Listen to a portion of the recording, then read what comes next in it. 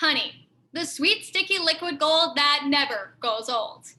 We all know that honeybees are the ones who make the honey while the beekeepers harvest it, but many don't know about the honeybees and the process of beekeeping that brings honey to your store shelves. For 2 years, I've had the honor of being a beekeeper myself. Every time I go and visit my bees, I learn something new about these creatures. Even beekeepers who have been beekeeping for 30 years can tell you that there's always something new to learn about in the world of beekeeping. Beekeeping is a complex hobby to master because there's so many different ways to beekeep. Today, I'm going to guide you through the world of beekeeping and break it down to make it more understandable to someone who may not know anything about it. First, I'll be talking about the caste system of honeybees, the equipment and gear needed for beekeeping, and finally, I'll discuss what beekeepers look for in a hive inspection. In every hive, there'll be a queen, workers, and drone bees.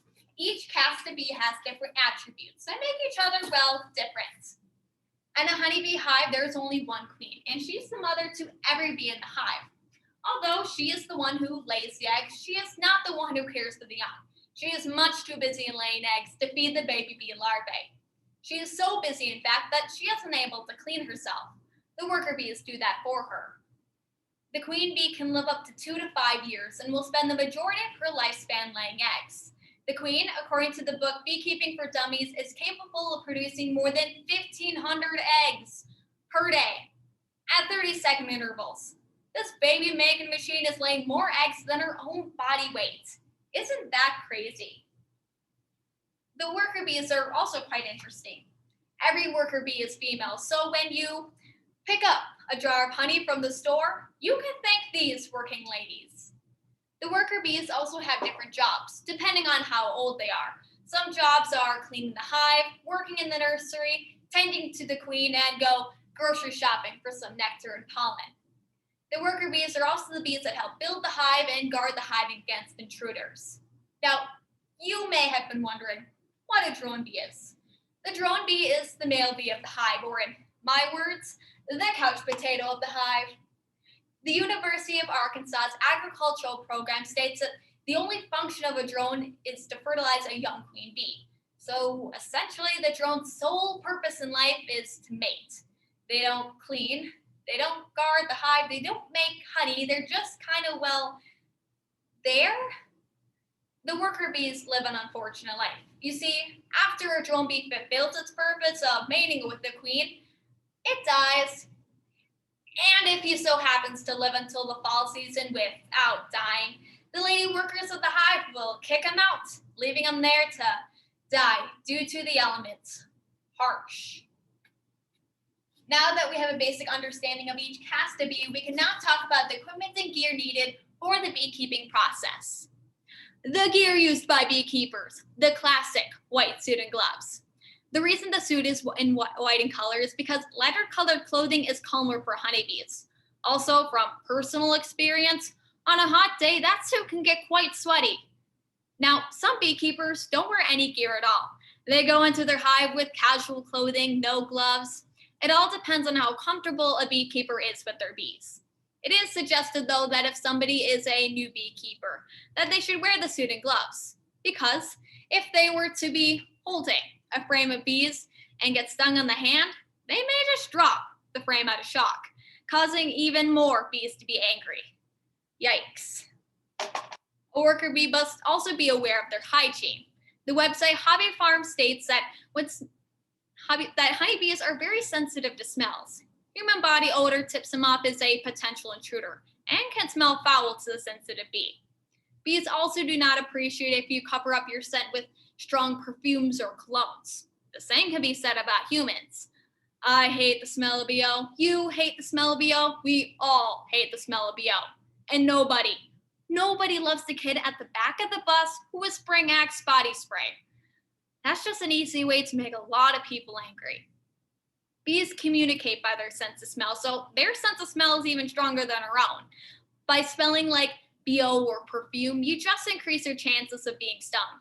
Bees are also angry with the kid who wears Axe body spray. The hive tool is another tool used by beekeepers. This tool is used to pry the boxes open. The bees make this glue called propolis. It looks and acts similar to caramel. The bees will put this propolis in between the boxes and the frames. It can cause the boxes and frames to stick together. That's why the beekeepers use the hive tool. It helps them open the boxes and take the frames out of the box when they're wearing bulky gloves.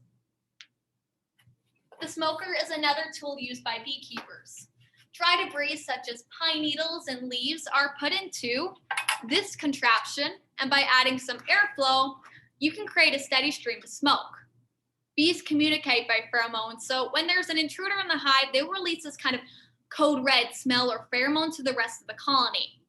According to the well-known Savannah Beekeeping Company, when smoke is released into the air around the honeybees in the hive, these communicative pheromones are no longer detected, as the smoke interferes with the honeybee signal reception system. By covering up these kind of code red pheromones with smoke, the bees are less hostile towards the beekeeper, making it easier for them to work. Next, we're going to go over the basics of a hive inspection. Beekeepers will typically visit their hives every 7 to 10 days. It all depends on the weather and the season. Too hot of weather can make it hard to work in a suit, while too cold of weather can harm the bees. In a hive inspection, beekeepers will look at the traffic at the hive, its progress, and if there's any signs of diseases. Before the beekeepers even open up the hive, they'll look at the bees flying in and out. On a cold day, there may not be a lot of activity outside the hive. Although, on a warm day, the bees will be coming in and out of the hive constantly. A beekeeper will also look for intruders in the hive.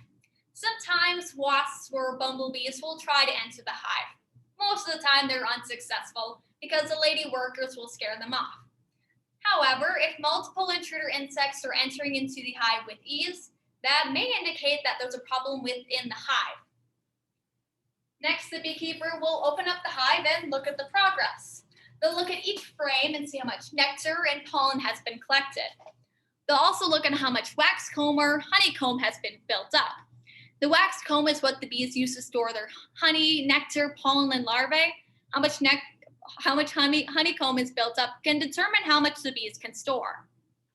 A beekeeper will also look for eggs in the hive. If a beekeeper sees eggs, they know that the queen has been in the hive in the last 1 to 3 days. This is an easy way for beekeepers to know that their queen is healthy and prolific without needing to find her. Next, a beekeeper must also be aware of diseases in the hive. Honeybees are prone to many different diseases, and it can be hard for a beekeeper to identify these diseases since there are so many. One of the most common diseases is the varroa mite. The varroa mite is a small parasitic mite that latches itself onto honeybees of all life stages. According to the website beaware.org, varroa mites cause malformation and weaken honeybees, as well as transmit numerous viruses. Since the mites are so small, it can be hard for a beekeeper to know how many mites are in the hive. A sign of high mite levels might be if there are dead bees at the entrance of the hive that haven't been cleaned up. Some other diseases may be American foulbrood, small hive beetles, colony collapse disorder, or CDC. Beekeepers try their best to prevent these diseases or at least catch them early on, but unfortunately, sometimes it's too late to save the hive. The bees become too weak to survive and eventually die. So today, we talked about the caste system, the equipment and gear needed for beekeeping, and finally, we discussed what beekeepers look for in a hive inspection. I would hope now that you have a better understanding of the creatures that make honey and have an appreciation for the process of beekeeping. Beekeeping is a complicating, yet interesting hobby. And well, perhaps, maybe I influenced someone to become a beekeeper themselves.